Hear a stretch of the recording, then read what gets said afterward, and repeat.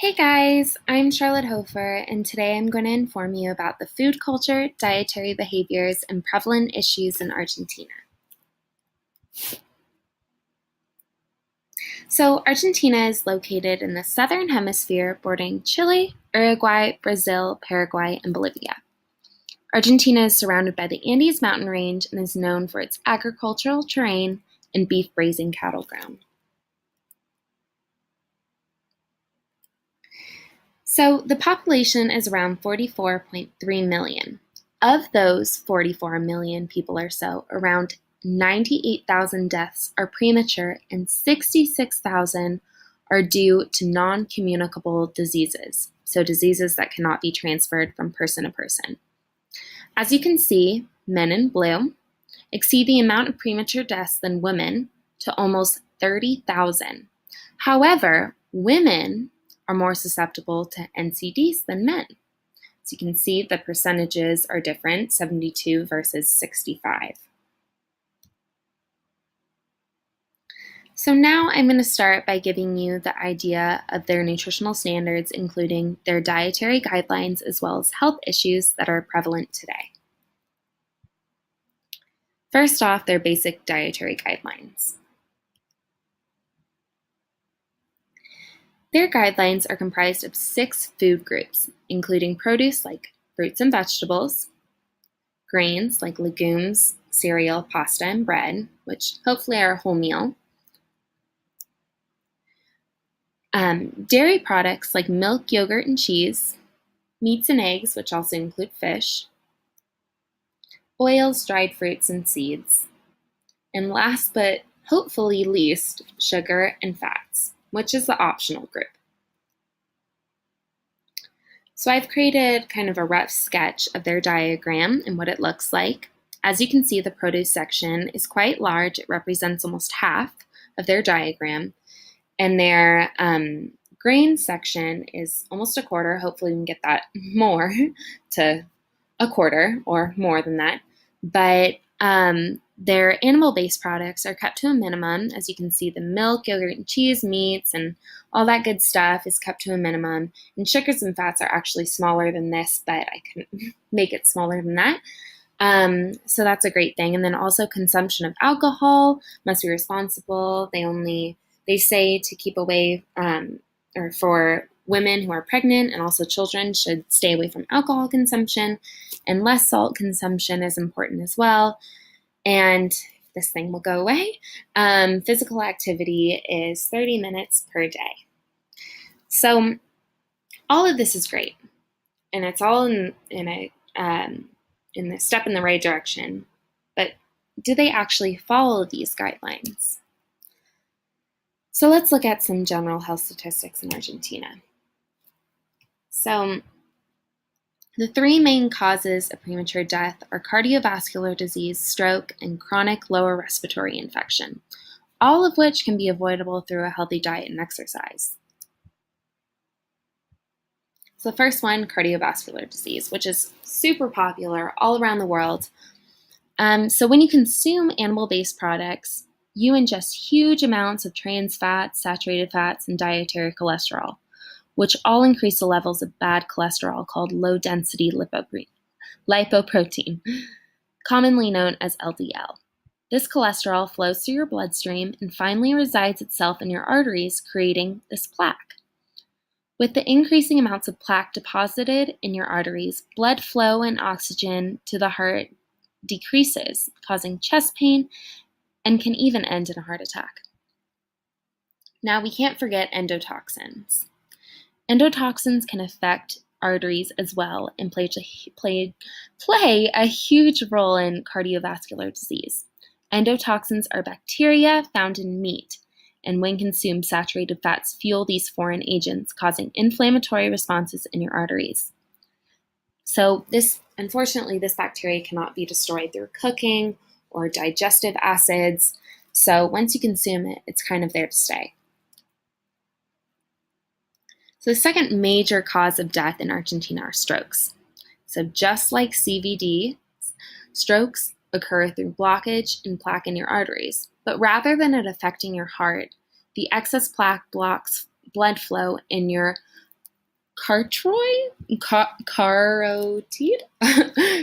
artery. Sorry, I can't figure out how to say that.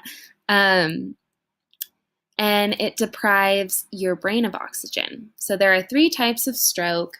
One that leads in clots, bleeds, and the other one is clots as well, but it doesn't leave any permanent damage. So the last big disease that has been taking over Argentina is chronic lower respiratory infections. And a lot of these people in Argentina, I've noticed, even within my homestay family, they smoke a lot of cigarettes. So there's a lot of air pollution and everything. And so these respiratory infections inflame and block the airways to the lungs. And this is due from smoking, air pollution, and actually, shockingly, consumption of cured meats. And I've never heard of this until now, but the exposure of the fumes release carcinogens into the air, which we breathe in and inflame our airways. So we can get bronchitis, pneumonia, which is a lot of people are aware of, and can get lung cancer.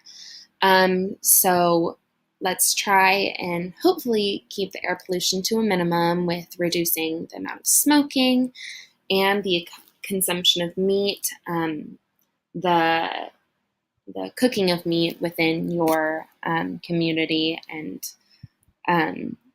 homes.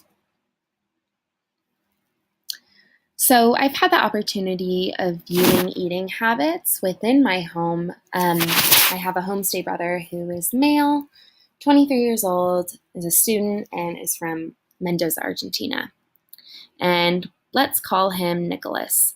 So I have written down everything that he consumes in one day. So remembering that they're on summer vacation during the months of January until mid-March, eating habits may differ among the times of the year. So Nicholas usually gets up around 1 p.m. every day, so he tends to skip breakfast. I mean, breakfast isn't normally consumed here in Argentina other than maybe a cup of coffee and a piece of bread. The first thing he consumes is a glass of soda, which is actually carbonated water. He normally never drinks agua sin gas, which we know is regular water in the United States. He then proceeds to consume lunch around 2 p.m., normally some meats, usually milanesa, which is baked breaded beef, chicken, or veal, accompanied with mashed potatoes, and 3 glasses of Pepsi or Coke. Generally, you shouldn't be consuming soda. All it contains is processed sugars and increased blood pressure, but if you must, it should only be about 3 cans a week. However, Nicholas is consuming 21 times that amount. After lunch, he smokes 1 of his 10 cigarettes a day. For dinner, he consumes a hefty portion of pasta with another cup or 2 of Pepsi and Coke. With his eating habits in mind and considering the 3 causes of premature death, you can obviously predict his outcome if he continues on this path. While this is pretty extreme representation of bad eating habits, not every Argentinian person eats this way. However, this may give us a little insight on how this upcoming generation may live their daily lives in Argentina. So here's a picture of a usual asado in our backyard that we host. It's normally with family and friends. And it's accompanied with tomato salad, which is only tomatoes, onions, and olive oil, and white bread, and also this traditional beverage, which is Fernet and Coca-Cola. So this is actually considered a small amount, which is kind of shocking to me. It's a lot of meat. And so this animal product, which contains toxic substance, can be incredibly harmful to your body, especially consumed in this quantity, which is a lot. The fatty toxins trigger inflammatory responses in your body, shrinking your arteries, and which promotes cancer. And there's a toxic substance that also promotes growth and hormone called IGF-1, and also heme iron found in meat produce, which produces carcinogenic compounds like nitrosamines, which is also found in cigarettes. So, how can we help? The answer is simple: whole food, plant-based diet. That means no animal-based products or processed foods. This is actually an inexpensive way to live, considering how much money you will need to spend on medication and hospital bills with a diet like this. A misconstrued belief is that disease comes from aging and is inevitable. But many of these diseases that are most prevalent all around the world are preventable and can actually be reversible. A cool way to think about our body is how it functions like a plant. When we eat fruits and vegetables, we consume vibrant colors and pigment, which contain chlorophyll. When we go outside and absorb the sun, the chlorophyll activates and turns into photosynthesis, producing antioxidants, which increase our natural killer cells that protect our body from foreign invaders like illnesses or cancerous cells. Actually, something to note is that some fruits and vegetables contain better nutrients than others. Many people are visual learners like me. So if we tell them a colorful plate is beneficial to their health, they will measure their food intake with the appearance of their plate. The more vibrant their plate is, the more antioxidant nutrients they will consume. So considering the 3 main causes of death in Argentina, fruits and vegetables are incredibly important in lowering the risk of these diseases. According to Dr. Michael Greger in his book, How Not to Die, antioxidants prevent blood clots, help circulate oxidized fats, lower blood pressure, and inflammation due to animal product consumption. It's sad to say, but heart disease starts in childhood by age 10. We want to make sure that this is as simple as possible to be able to start teaching this nutrition information in schools at an early age so children can make conscious decisions about their own health. Because of the expanding markets of livestock and the meat industry, it would be incredibly controversial to say no to animal products altogether with dietary guidelines. The stoplight method, coined by Dr. Greger, is an excellent way to remind people of healthy choices and what we would suggest to skip. It informs people what food components to enjoy, reduce, and stay away from. Like the colorful plate idea, the stoplight method is easily understood and can be universal because everyone knows what a stoplight is and what each color represents. This number doesn't have to be the reality. Let's make a change in the way people see and eat food.